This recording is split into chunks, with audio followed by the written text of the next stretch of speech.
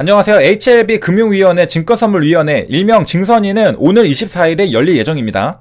얼마 남지 않았죠. 증권선물위원회는 무엇을 하는 곳이냐? 바로 증권 및 선물시장의 불공정 거래를 조사하는 곳입니다. 그래서 HLB가 지금 허위 공시로 주가를 올린 다음에 부당이득을 취한 것이 아닐까, 불공정 거래가 있었던 게 아닐까, 이런 것들을 조사하는 겁니다. 그래서 HLB는 이 주요 업무들 중에서 바로 증권 선물시장의 불공정 거래 조사에 해당이 됩니다. 증권선물위원회는 삼성바이오로직스도 한번 거쳐갔던 곳인데요. 2018년 6월 7일에 운명의 증권 선물이, 여기에서 삼성바이오로직스는 분식회계 혐의가 있었습니다. HLB는 불공정 거래 조사, 삼성바이오로직스는 기업 회계 기준 및 회계 감리에 관한 업무에 해당이 됐던 것이고요. 그러니까 한마디로 증권선물위원회는 상장된 회사가 어떤 것들이 좀 문제가 있어 보인다, 그러면은 조사를 하는 겁니다. 자, 그래서 삼성바이오로직스의 사례를 잠깐 살펴보면은 어떠한 흐름으로 진행되는지 우리가 예상을 해볼 수가 있겠습니다. 자, 증권선물위원회는 금융위원회 산하에 있습니다. 그래서 금융위, 증선위 이렇게 줄여서 말할 수 있고, 요게 상정돼서 본격적으로 심의를 받게 되는데,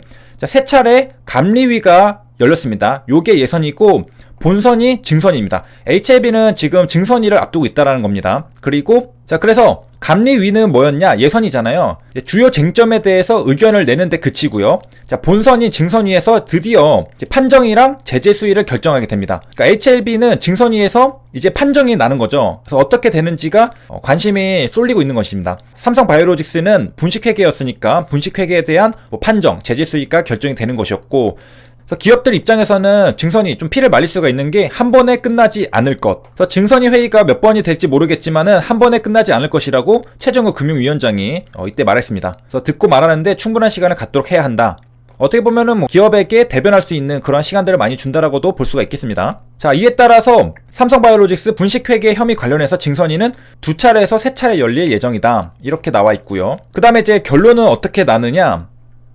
자, 이 기사가 6월 7일에 나왔거든요. 6월 초입니다.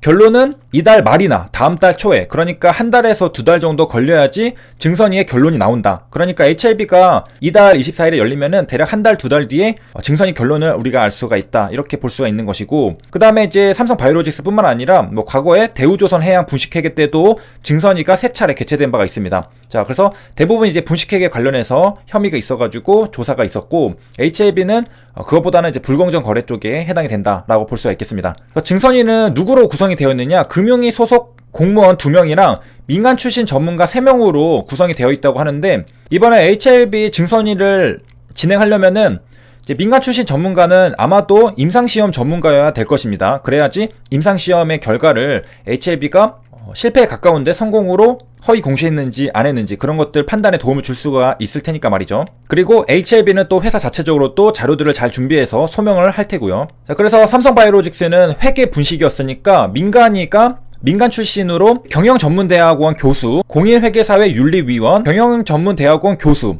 자, 이분은 공인회계사회 윤리위원, 감리위원 등을 영임한 회계 전문가입니다. 그리고 마찬가지로 기업 재무 전문가인 서울대 경영대 교수, 그리고 이제 법률 전문가인 서강대 법학전문대학원 교수. 자, 이렇게 회계 관련한 각 교수들이 참가하는 것을 볼 수 있습니다. 그래서 HLB도 신약 개발과 관련되어 있는 그런 교수들이 참가할 것으로 우리가 예상해 볼 수 있겠죠. 그리고 삼성바이오로직스에서도 이제 현재 공무원 2명이 적극적인 몫을 내기보다는 민간 출신 비상임 위원 3명이 전문가적 판단에 힘이 실릴 가능성이 높다라고 그러한 판단들도 있었습니다. 이제 아무래도 분식회계 그리고 HLB의 임상시험 결과 해석에 대해서는 공무원들보다는 관련 전문가들이 정확하게 더 판단을 내려줄 수가 있을 겁니다. 그렇기 때문에 비상임위원회 3명 전문가 판단에 힘이 실릴 수가 있다. 자, 그러면 이제 증선위가 열리고 나서 결과는 어떤 것들이 나올 수가 있느냐? 우리가 이제 HLB 유튜브 방송 기사들을 통해서도 알 수 있었듯이 혐의 없음이 나오거나 벌금 또는 과징금 이런 것들이 나오겠죠. 자, 그래서 예선전을 했었던 감리위원 8명은 어떠한 의견을 내놨느냐? 자, 우리가 앞에서 봤듯이 3차례의 감리위원회가 열렸죠. 요게 예선입니다. 의견을 내고 이제 본선인 증선위에서 판정을 내리는 겁니다. 자, 그래서 예선전이었던 감리위원회에서 어떠한 의견이 나왔었느냐? 고의, 중과실, 과실, 무혐의 이렇게 엇갈린 의견들이 나왔습니다. 자, 여기서 오른쪽에서부터 순서대로 심각해지는 거죠. 그래서 가장 심각한 고의 같은 경우에는 만약에 고의에 의한 분식회계로 판정이 되면은 이것은 회사랑 임직원이 검찰에 고발돼서 무려 형사처벌까지 받을 수가 있겠습니다. 그렇게 되면 이것은 범죄 기업이죠. 범죄 기업이란 낙인이 찍히면서 대외 신인도가 크게 떨어질 가능성이 있다. 쟤는 고의로 분식회계를 한 회사니까 신뢰할 수 없다. 너네 회사랑 거래할 수 없다. 이렇게 낙인이 찍힐 수가 있는 겁니다.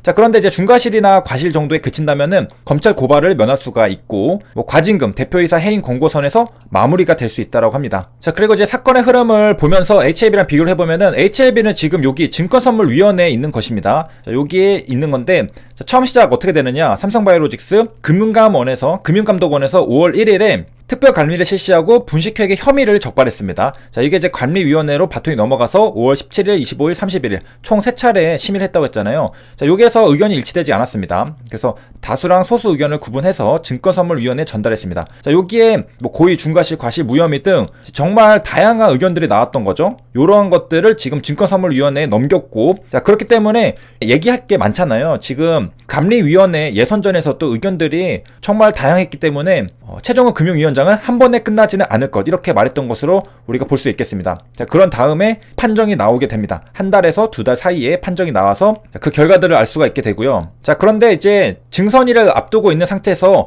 감리위원회의 의견이 얼마나 증권선물위원회에게 반영이 됐는가, 그것도 궁금할 수가 있는데, 일단은 감리위원회 심의 내용을 증선이는 참고만 할 뿐입니다. 뭐 그대로 따라야 하는 것은 아닌데요. 그러니까 뭐 막말로 감리위원회의 의견과 정반대로도 증선이가 판단할 수가 있겠습니다. 하지만은 일반적으로 이제 그동안 관행들을 보면은 증선이는 분식회계 사건 10건당 8건에서 9건꼴로 거의 90% 가깝게 감리 의견을 그대로 따랐던 것으로 나타났다고 합니다. 그러니까 감리위의 의견이 나오면은 거의 뭐 대부분 증선이 의견이랑 같다, 이렇게 볼 수 있습니다. 그래서 이제 2013년부터 2018년 4월까지를 보니까 감리를 거쳐서 증선이로 올라온 사건 308건 가운데 262건이 감리 의견을 그대로 수용했다고 합니다. 그러니까 확률로 보면은 85%라고 하고, 나머지 15%도 전체적인 기준은 똑같습니다. 그런데 조금 달라진 게 뭐냐면은 제재 종류나 수위가 바뀌었을 뿐이라는 거지. 그러니까 사실상 감리위에서 나오는 내용은 증선위에서 거의 바뀌지 않는다, 그대로 거의 수용이 되는 편이다 라고 볼 수가 있겠습니다. 그래서 이제 바뀌었던 이제 15% 정도도 징계 수위 정도가 이제 바뀐 건데, 증선위에서 뭐 가중되거나 오히려 뭐 감경되거나 이러한 사례가 뭐 빈번하게 있었다, 이렇게 말을 해주고 있습니다. 예를 들어서 이제 효성의 분식회계 혐의, 그러니까 대부분 이제 분식회계 혐의가 굉장히 많이 있죠. 그래서 요게 이제 과징금 50억 원 등의 제재를 이제 결정을 했습니다. 이것은 증선위에서 결정하는 거죠. 그래서 감리위에서는 이거를 이제 고의로 판단했는데, 증선위에서는 조금 낮춰가지고 중과실로 낮춰서 결정하면서 이렇게 과징금 50억으로 끝냈고요. 이게 금감원이랑 금융 이렇게 조사가 들어가게 되면은 주가는 이제 박살이 납니다. 삼성바이오로직스도 이때 기억하시겠지만은 엄청나게 하락을 했습니다. 그래서 분식회계 혐의를 발표했다, 여기서부터 시작이 돼가지고 증시가 열리자마자 17% 급락을 했습니다. 그러니까 바이오뿐만 아니라 뭐 대부분 기업들이 그렇겠지만은 이렇게 증선위로 들어가게 되면은 주가가 한 번씩 다 박살이 나게 됩니다. 그래서 HLB도 이번에 한번 박살나는 그런 과정을 거쳤습니다. 이런 것은 삼성바이오로직스도 어쩔 도리가 없는 거죠. 자, 그래서 이번 시간에는 삼성바이오로직스의 증권선물위원회를 통해서 HLB가 어떻게 진행될지에 대해서 대략적인 감을 잡아볼 수가 있었습니다. 좀 더 구체적인 내용들은 다음 영상에서 다뤄드리도록 하겠습니다. 그래서 여기까지 시청해주셔서 감사합니다.